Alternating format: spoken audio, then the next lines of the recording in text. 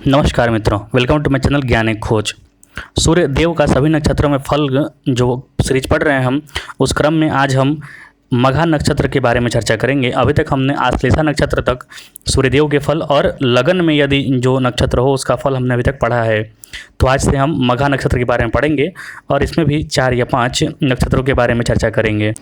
आप इस सीरीज़ को देखिए और सराहिए, अगर कुछ त्रुटि लगे तो वो भी ज़रूर बताइए। चलिए चलते हैं।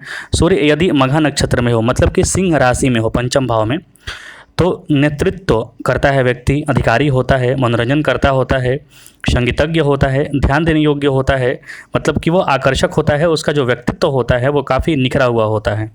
उसका ऐसा व्यक्तित्व होता है कि उसे कोई इग्नोर नहीं कर सकता है, क्योंकि यह सूर्यदेव की अपनी राशि में पड़ रहा है। सूर्य अग्नि तत्वों के ग्रह हैं और यह राशि अग्नि तत्वीय राशि है, तो यहाँ पर ज़बरदस्त प्रभाव देखने को मिलता है। नेतृत्व की क्षमता अच्छी होती है, अधिकारी वर्ग होता है, ध्यान देने योग्य होता है, मतलब कि सब कुछ ध्यान देता है, साहसिक कार्य करने वाला होता है। हालांकि सूर्य अग्निताप ज़्यादा बढ़ेगा तो घमंडी या अहंकार वाली भावना भी इसमें आ जाती है। राजा के समान व्यवहार करने वाला, राजा के समान आचरण करने वाला, यात्रा प्रिय, उसे घूमना फिरना बहुत पसंद होता है और बहुत मौके मिलते भी हैं घूमने के। आध्यात्मिक होता है, खानदानी होता है, मतलब कि खानदानी रईस जिसे कहा जा सकता है, उस प्रकार का व्यक्ति ये मघा नक्षत्र वाले होते हैं। अगर लगन आपका मघा नक्षत्र में हो तो जातक ईश्वर और पूर्वजों का पूजक होता है, मान सम्मान प्राप्त करने वाला होता है। हालांकि कभी कभी यौन प्रलोभन में भी आ जाता है ऐसा व्यक्ति, जन अप्रिय। अपना जो अक्खड़ स्वभाव होता है ऐसे व्यक्ति में, इससे बहुत सारे लोगों के दिमागों में, नज़रों में ये खटकता भी है। नौकर युक्त होता है, गहरी जड़ों वाला, मतलब कि इसमें आध्यात्मिक शक्ति और अंदर की जो ज्ञान है वो अच्छी होती है, क्योंकि पंचम भाव ज्ञान से संबंधित है। अब यदि सूर्य पूर्वा फाल्गुनी नक्षत्र में बैठे हों तो वह कला प्रदर्शन में उपहार, घमंड तो देंगे, क्योंकि ये जो सिंह राशि में पड़ता है ये नक्षत्र दोनों, पहले जो मैंने बताया मघा और उसके बाद ये पूर्व फाल्गुनी, इसके स्वामी होते हैं आपके शुक्र। तो घमंड मतलब कि ज्ञान का घमंड इसमें जरूर होता है, अहंकार जरूर होता है। हालांकि सूर्य शुक्र का नक्षत्र होने की वजह से हास्य विनोद में भी ये काफ़ी आगे होते हैं। हंसोड़पन होता है, शोखी, शाही आदत होता है इनका, अच्छा खासा रहने का, मतलब अच्छा खासा रहने का, उच्च विचार और रहन सहन भी काफ़ी उच्च रखने का प्रयत्न करते हैं ये। महिलाओं से संबंध के कारण इनकी पहचान बनती है, क्योंकि शुक्र महिला को रिप्रेजेंट करता है, तो ये किसी महिला से संबंधित होकर जोड़ के अपना कार्य अच्छा निकाल लेते हैं। नाट्यशाला का मालिक, ये अच्छा खासा नाटककार भी होते हैं, क्योंकि शुक्र इनमें कला देता है और जो सूर्य है वो इनमें कला को प्रदर्शित करने की क्षमता देता है। खेल दिखाने वाला, पुष्ट प्रकृतिदायक। तो मिला जुला कर इस नक्षत्र के बारे में अच्छी फल ही बताई गई है अगर सूर्य इस नक्षत्र में बैठे हैं तो। अब यदि अगर आपका लग्न आपकी इस नक्षत्र में पड़ रहा है पूर्व फाल्गुनी में, तो जातक संगीत में दक्ष होगा, नृत्य व नाटक प्रेमी होगा, आकर्षक कामुक प्रवृत्ति का भी हो सकता है, क्योंकि शुक्र का नक्षत्र है यह। बुद्धिजीवी होगा, प्रज्ञ, स्वस्थ नौकर होता है। आप शुक्र के बारे में खराब ना समझिए, शुक्र भृगु ऋषि के पुत्र हैं और ज्ञान में वह बृहस्पति गुरु के समान हैं। इसीलिए शुक्र को आदमी भोग ऐश्वर्य के बारे में मान लेता है, क्योंकि वो राक्षसों के गुरु माने जाते हैं। लेकिन शुक्र बहुत ही, उनके बारे में जो उनका श्लोक है, हिम कुंदमड़ा प्रणालाभम दैत्यानाम परम गुरुम सर्वशास्त्र प्रोक्तारम भार्गवम प्रणमाम्यहम, वो भृगु ऋषि के पुत्र और सर्वशास्त्र के ज्ञाता हैं वो। आइए अब उत्तर फाल्गुनी नक्षत्र में सूर्य की चर्चा करते हैं।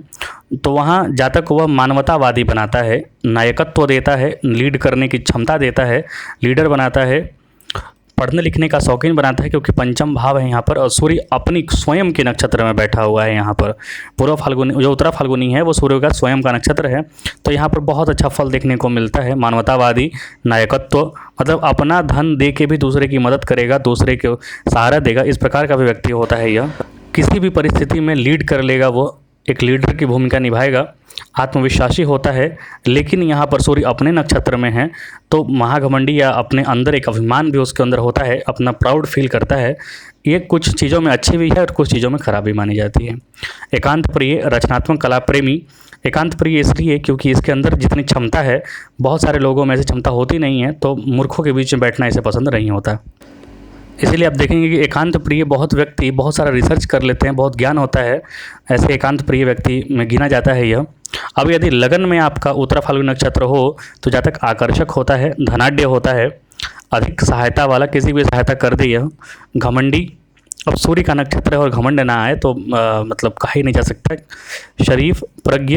एक्चुअली घमंडी इसलिए भी कहा जाता है क्योंकि वो अपने ज्ञान में अपने में रहने का कोशिश करता है, तो भी व्यक्ति आदमी घमंडी गिन लेता है व्यक्ति को। व्यापार कुशल होता है, रहस्य शक्ति वाला, सुंदर, मानवीय, आध्यात्मिक युक्त होता है। इसका एक चरण तो पड़ता है आपका इसमें सिंह राशि में, और 3 चरण जो पड़ता है वो कन्या राशि में पड़ता है। तो कन्या राशि वाला जो होगा 3 चरण वो व्यापार कुशल होगा, और जो पहला वाला चरण होगा वो व्यापार में अच्छा नहीं माना जा सकता है।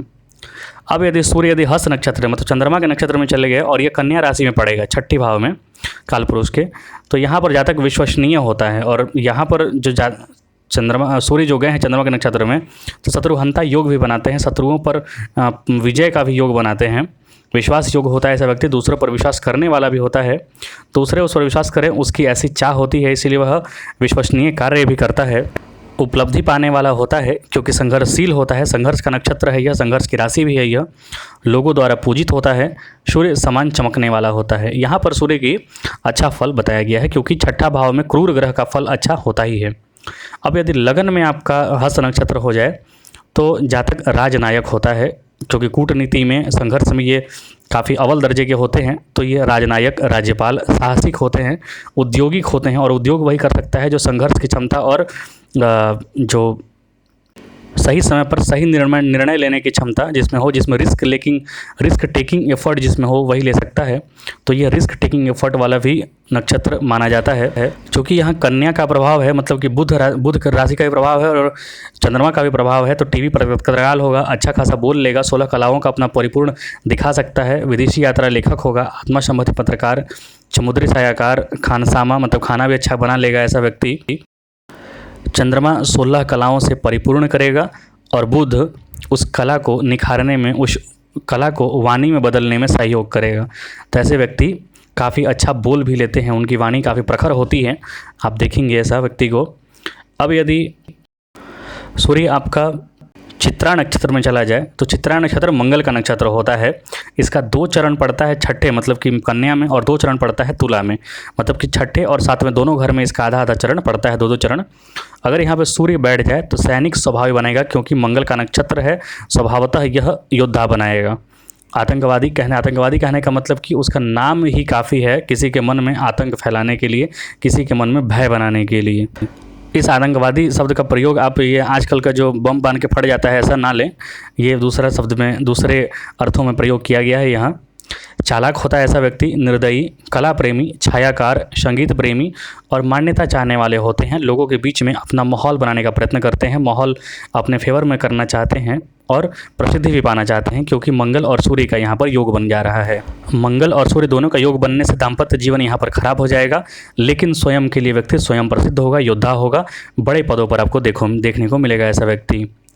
लगन अगर आपका चित्रा नक्षत्र में है तो प्रबल महत्वाकांक्षी बनाता है, आत्मवादी बनाता है, अनेक प्रकार से लाभ प्राप्त करने वाला व्यक्ति होता है। धनी, जन्म स्थान से अन्यत्र मतलब कहीं जन्म स्थान से अलग रहने वाला व्यक्ति वहाँ जाकर सफल होता है। रंगीन वस्त्रधारी, और एक बात और है कि इस नक्षत्र में जो जातक जन्म लेते हैं उनका कपड़ा पहनने का ढंग थोड़ा सबसे अलग होता है, काफ़ी मतलब अच्छे लगते हैं कपड़ा जो पहनते हैं, स्टाइल जो होता है, स्टेटमेंट वो काफ़ी बहुत अच्छा होता है। एक ही कपड़ा को अलग नक्षत्र वाले और एक ही कपड़ा को चित्रा नक्षत्र वाले पहने तो चित्रा नक्षत्र वाले काफ़ी खूबसूरत उसको अच्छे से पहनने वाले देखे जाते हैं। सद्भावना युक्त होते हैं, ईमानदार होते हैं। तो ये चित्रा नक्षत्र तक के मैंने आपको फल बताएं। ये सारे वीडियो भी मैंने बनाए हैं, कृपया आप मेरे चैनल पर जाके ये सब वीडियो देखिए और सराहिए। कुछ त्रुटि हो तो वो भी बताइए। सिख धर्म और हिंदू धर्म एक ही है, इसके बारे में गुरु नानक देव जी की कविता भी सुनिए जो मैंने बताया है, और चैनल को कृपया लाइक सब्सक्राइब जरूर करें। बहुत बहुत धन्यवाद।